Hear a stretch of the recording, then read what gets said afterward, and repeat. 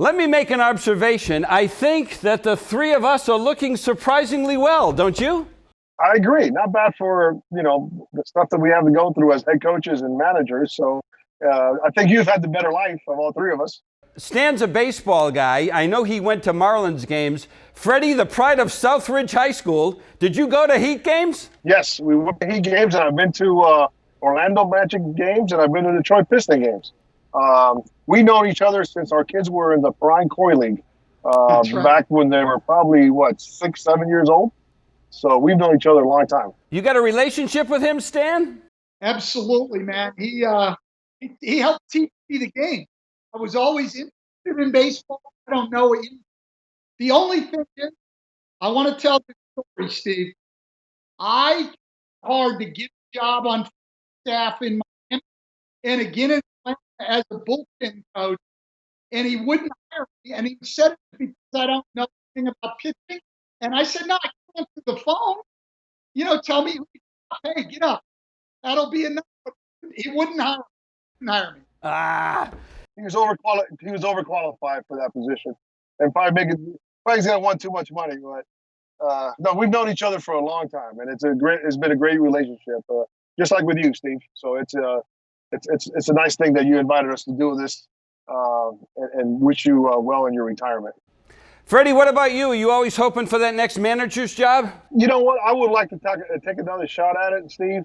I really enjoyed what I was doing here this last summer. I got to be the bench coach with the Baltimore Orioles, and Brandon Hyde, our manager, really used me and really leaned on me. And I was only 100 miles from home, so I got a chance to be home on a lot of the off days, and that was nice. Here's the thing, though, guys. Most of the time in my business, TV stations, they want to get younger and they want to get cheaper, and somebody eventually comes and they take the car keys away from you. Did each of you go into coaching knowing that it's not for life and that somebody is likely going to let you go? Yeah, that's the way the business is. And there's more good coaches than there are jobs. So there's always going to be good people out of work, unfortunately. And I always look at it, I'm very, I have a job, I'm fortunate because they could have given it to 25. Fred? Yeah, you couldn't have said that any better. You're absolutely right. There's so many talented people out there. I never thought I was going to get an opportunity to coach or manage in the big leagues, and I ended up going on my 22nd year in the major leagues, and I got 10 years of managerial experience. So it's been fun, and I never thought about getting fired once. Experiencing the journey, you don't really appreciate it until that journey ends with a championship, and you can look back and go, wow, that was fun, but the journey was not fun, Those 162 game seasons and grinds or 82 game NBA seasons are a grind, but at the end, it's a nice journey when you win. Stan, basketball fans, of course, know that your brother Jeff coached in the association. He's now a successful broadcaster. Who was your parents' favorite son? You know what? It's the same thing I say about my kids, Steve. I got 4 of them, and it changes minute to minute. Yeah.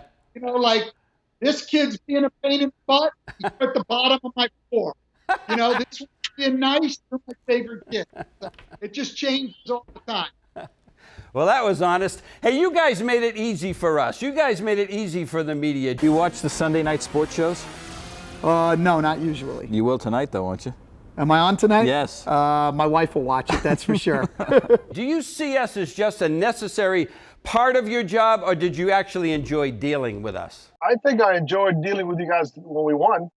I think there were some times where when you had losing streaks and it was a bad game when you felt it was hard. But you know what? I always felt a good relationship with all the media members that are even in South Florida and in Atlanta. It was fun. I enjoyed the banter of when the camera was off, Steve, and you and I will be talking, and we could be talking about anything. And I think those relationships that you don't capture on camera are something that they're special to me. Just because the three of us seem to be getting along so well, why don't you tell me and Freddie what really happened with the Heat? It was exactly. Here's the thing. It's exactly as I said, but nobody will buy it. Yeah, just go through some stuff, and some things were happening around the organization. And so if the job isn't enjoyable, why are you? And so it was just a good time for me to step away and take a break. That's exactly what happened. My decision all the way. Nobody's ever believed that. I can't believe that people have that big a problem believing that someone would actually want to spend time with their family. I don't know why that's so hard for people to buy into. Nobody ever will do it, but that's okay with me. I know what the Fred, we're on a roll here. You want a dish on Mattingly or Jeter or anybody? No, not at all. It was time. Well, you know what? Steve, if you remember, I was Marlins like 3 different times. So I was there as a coach. You came back as manager. You got fired. You thought you did a nice job with those young players. The Hanley Ramirez, the Mike Jacobs, and all those young players and pitchers. And then you get fired just to get fired.